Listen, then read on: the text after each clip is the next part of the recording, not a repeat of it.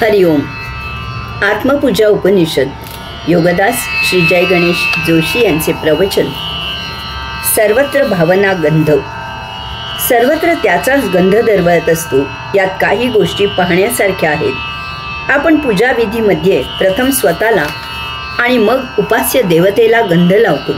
यात सर्वत्र शुद्ध पवित्र वातावरण राहून मांगल्य असावे आणि अशुद्ध अपवित्र अमांगल्य तेथून नष्ट व्हावे अशी भावना आहे. यात चंदनाच्या खोडाचा लेप लावला जातो. यामुळे चंदनाचा सुगंध दरवळत असतो. पूजास्थानी वातावरणात जर कुठे दुर्गंध असलास तर त्याची जागा या सुगंधाने घेतली जाते. या योगे पूजेसाठी छान वातावरण तयार होते. गंधाच्या लेपामुळे आज्ञाचक्रावर संवेदना सतत जागृत राहतात आणि त्यामुळे आज्ञाचक्राचा प्रभाव आपल्याला सतत जाणवत राहतो. त्या प्रभावाखाली आपली दिनचर्या योगिक आचरणाने होते. पूजा झाल्यावरही पूजास्थानी, घरात, आपल्या निवासस्थानी असा सर्वत्र गंध दरवत असल्यामुळे तसेच आपल्या कपाळावरील गंधामुळे आपल्याबरोबर तो गंधही आपण जाऊ तेथे येत राहतो. त्या योगे आपल्यासाठी सर्वत्र त्याच्या अस्तित्वाची ती खूण असते. आपण सदा त्या जागृतावस्थेत राहतो. ती भावना आपल्यात सतत राहते. सर्वत्र त्याचे अस्तित्व आहे. सर्वत्र त्याचीच अभिव्यक्ती आहे. सर्व काही त्याचाच विस्तार आहे. सर्व काही तो आणि तोच आहे. ही भावना भौतिक वस्तुजगताचा वापर करताना असली की अयोगिक आचरणाची भीतीच नष्ट होते. आपण जेथे असू तेथे त्याचा निवास आहे, कारण तो नाही अशी ब्रह्मांडात एकही जागा नाही. यामुळे संपूर्ण ब्रह्मांड हा त्याचा निवास आहे अशी आपली श्रद्धा झाली की आपल्याला ही भावना राहते की आपण जेथे काही कर्म करू तेथे तो सदा साक्षी असणार आहे. त्या योगे आपण कधीही चुकूनही अयोगिक कर्म करणे शक्य नाही. तो सदा आपल्यातच वास्तव्याला आहे, कारण तो आपल्या अंतःकरणातच सदा मुक्कामाला आहे. ते आपल्या जिवंतपणाचे लक्षण आहे. यामुळे आपल्या जीवनाचा तो सदा सहकारी आहे. तो आपला सदा सहवासी आहे. आपल्या प्रत्येक कृतीत त्याचा सहभाग आहे. त्याच्याकडून मिळालेल्या ऊर्जेमधूनच आपल्याला शक्ती मिळते आणि आपण कर्म करत असतो. अशी आपली भावना झाली की या योगे आपण कधीही चुकूनही अयोगिक कर्म करणे शक्य नाही. फळाला भरपूर गर असतो. त्या गराच्या मध्यभागी बी असते. ते जास्त महत्त्वाचे असते. त्यामधून सृजन होत असते. आपल्या देहावर इंद्रिय असतात आणि अंतःकरणात आत्मांश असतो. आत्मांश हाच महत्त्वाचा असतो, कारण वास्तवात आपण तेच असतो. दुर्दैवाने आपण ते विसरलेले आहोत. त्याची पुन्हा जाण आणणे हेच मानवी जीवनाचे एकमेव उद्दिष्ट आहे. जगतातील भौतिक वस्तू जगताचा वापर करून देहादी इंद्रिय जीवित ठेवायची आणि आत्मांशाशी योग जुळवून आणायचा. जगतातील भौतिक वस्तू जगताचा उपयोग देहादी इंद्रिय जीवित ठेवणे इतकाच असतो. त्यासाठी कर्मयोग करून देह जीवित राहण्यापुरते भौतिक वस्तू जगत मिळवायचे. उर्वरित वेळ देहाच्या माध्यमातून ध्यान समाधी योगे अंतःकरणात उतरून आत्मांशाचा शोध घ्यायचा. यासाठी देहादी इंद्रिय ही पूजेची साधने आहेत. आध्यात्मिक ध्यान समाधी योगे त्याची भावना जागृत ठेवणे हे गंध आहे आणि त्याचा शोध बोध घेऊन प्रकाशाचे स्नान करणे ही आत्मपूजा आहे. त्याची सर्वत्र भावना असली पाहिजे. याचा अर्थ सुगंध दुर्गंध या अशा द्वंद्वात तोच तो एकमेव आहे. त्यासाठी गंध लावून यामधून तांदूळातील खड्यांसारखा दुर्गंध दूर करून सुगंध जपायचा आहे. शेवटी ध्यान समाधी साध्य करून त्या सुगंधाच्याही पलीकडे जायचे आहे. त्या योगे प्रकाश स्नान करून आत्मपूजा करायची आहे. ईशावास्य उपनिषदातील येथे आणि तेथे म्हणजे भौतिक वस्तू जगत आणि परमात्मा या पलीकडे तो पुरुषोत्तम आहे. हेच परम सत्य आहे, कारण सर्वत्र त्याची प्रचिती दरवळत असते. ओम तत्सत्त्वम असी हा बीजमंत्र त्या अर्थीच आहे. ओंकारापलीकडे तत् म्हणजे तोच एकमेव सत म्हणजे सत्य आहे आणि त्वम म्हणजे तुझाच आत्मांश मी. असी म्हणजे आहे.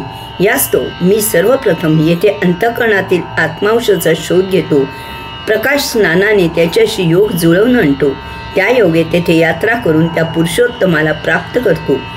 येथे असलेले जड असल्यामुळे ते मी प्रत्यक्ष दाखवू शकतो, परंतु तेथे असलेले परम सूक्ष्म असल्यामुळे मी ते प्रत्यक्ष दाखवू शकत नाही. परंतु माझे परमभाग्य असे आहे की त्याच्या गंधाचा दरवळ सर्वत्र आहे. अध्यात्म योग साधना आणि उपासनेद्वारे या गंधातील दुर्गंध दूर करून सुगंधित वातावरणात मी त्याचा शोध घेऊन त्याच्याशी परमयोग जुळवू इच्छितो. मला माहीत आहे की तो मला सदा अज्ञेयच असणार आहे. तरीही माझे थोर भाग्य असे आहे की त्याच्या अस्तित्वाची भावना होण्याची आणि ती जोपासण्याची तसेच त्याला प्राप्त करण्याची शक्ती आणि बुद्धी त्याने मला कुंडलिनी शक्तीद्वारे प्रसाद म्हणून माझ्या शरीरात दिली आहे. आध्यात्मिक योग साधना उपासनेद्वारे कुंडलिनी जागृत करून तिचा पुरेपूर सदुपयोग करून मी त्याच्याशी योग जुळवून आणीन. त्या योगे सायुज्यमुक्त मुक्त होणे हे मानवी देहाचे एकमेव उद्दिष्ट मी साध्य करीन. येथील भौतिक वस्तुजगत म्हणजे त्या परम ऊर्जेचे जड रूप आहे. त्या परम ऊर्जेचा जड आकार विकार आहे. त्या पुरुषोत्तमाची अभिव्यक्ती आहे. याचा अर्थ तो पुरुषोत्तम सत्य असून त्याचे भौतिक रूप आकार विकार अभिव्यक्ती सत्य नाही. म्हणून त्याला आत्मब्रह्माची माया असे म्हटले आहे. या ज्ञानयोगे आपण पंचज्ञानेंद्रिय आवरून या भौतिक वस्तुजगताच्या अतीत जाऊ शकतो. त्या योगे बाह्य जगत आपल्यासाठी लोप पावते. आता आपण ध्यान समाधीद्वारे देहाच्या आत अंतःकरणात अंतःजगतात प्रवेश करू शकतो. येथे त्या दिव्य प्रकाशाचे स्नान झाले की आपण साक्षात्कारित होतो. आपण ऊर्जामय होतो. आपल्यासाठी हे विश्व परमप्रकाश होते, ऊर्जा होते. कारण आपल्यासह विश्व त्याच्या मूल रूपात प्रकाशमय ऊर्जामय होते. आता एक अद्भुत घडते. आपण मायामय भौतिक ओलांडून त्या मायेच्या अतीत परंतु आत्मब्रह्माच्या अलीकडे असतो. अशा प्रकारे आपण माया आणि आत्मब्रह्म यांच्यामध्ये उंबरठ्यावर ऊर्जामय अवस्थेत असतो. येथे आपली अवस्था महारहस्यमय असते. ही एक अलौकिक सिद्धी असते. आपण ऊर्जामय असलो तरीही आपण अद्याप देहत्याग केलेला नसतो. तो तात्पुरता त्याच्या निर्माणात पंचमहातत्व स्वरूपात अंतराळात ठेवलेला असतो. यामुळे दोन गोष्टी घडू शकतात. एक, जर आपण ऊर्जा ओलांडून पलीकडे गेलो तर आपण आत्मब्रह्माचे द्वारी पोहोचतो. तेथे आपण मुक्त होतो. आपण पुन्हा पंचमहातत्वांमधून तोच सद्य देह धारण करून त्या मुक्तावस्थेत जीवनाचा उरलेला कार्यकाल पूर्ण करू शकतो. त्या योगे आपल्यासाठी हे विश्व पुन्हा भौतिक रूपात आपल्याला ज्ञात होते. 2, जर आपण आत्मब्रह्माच्या अतीत न जाता पुन्हा माघारी वळलो तर आपण सायुज्य मुक्त म्हणून पुन्हा पंचमहातत्वांमधून तोच सद्य देह धारण करून आपण त्या सायुज्य मुक्तावस्थेत जीवनाचा उरलेला कार्यकाल पूर्ण करू शकतो. त्या योगे आपल्यासाठी हे विश्व पुन्हा भौतिक रूपात आपल्याला ज्ञात होते. परंतु येथे जर पूर्वसंचितानुसार कुबुद्धी झाली तर आपण त्या ऊर्जावस्थेत मायावी रूपे धारण करू शकतो. मग ती मायावी रूपे उपभोगांसाठी वापरली जातात. दानवी वृत्तीचे लोक अशी रूपे धारण करून येथे सज्जनांना जीवन नको करतात. त्यांचा छळ करतात. त्यांना उच्छाद देतात. कधीकधी देवांना सुद्धा पूर्वसंचितानुसार उपभोगांचे आकर्षण होते आणि ते अशी रूपे धारण करून उपभोग घेतात. अर्थातच याचे योग्य ते प्रायश्चित्त दानव किंवा देव अशा दोघांनाही त्या पुरुषोत्तमाकडून भोगावे लागते.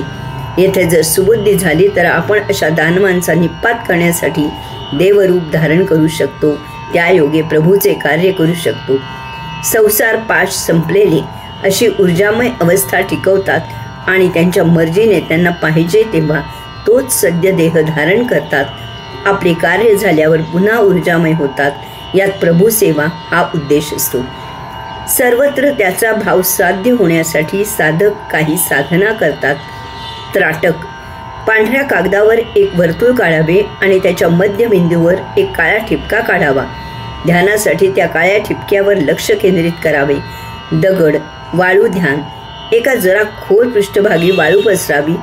त्यात उंच निमुळते असलेले 2 किंवा 3 दगड उभे करून ठेवावे. वर उंच पृष्ठभागी आसनस्थ व्हावे आणि त्या दगडावर लक्ष केंद्रित करावे. एकांतवास, निर्जन स्थळी अरण्यात जावे. तेथे अरण्यातील विविध आवाज ऐकावेत किंवा रात्री निजायच्या खोलीत गादीवर आसनस्थ व्हावे आणि बाहेरून जे जे आवाज ऐकायला येतील ते सर्वत्र ऐकत बसावे.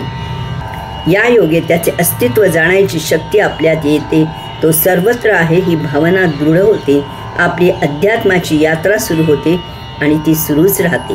यथाकाळी त्याच्याच इच्छेने आपण साक्षात्कारित होतो. हरिओम.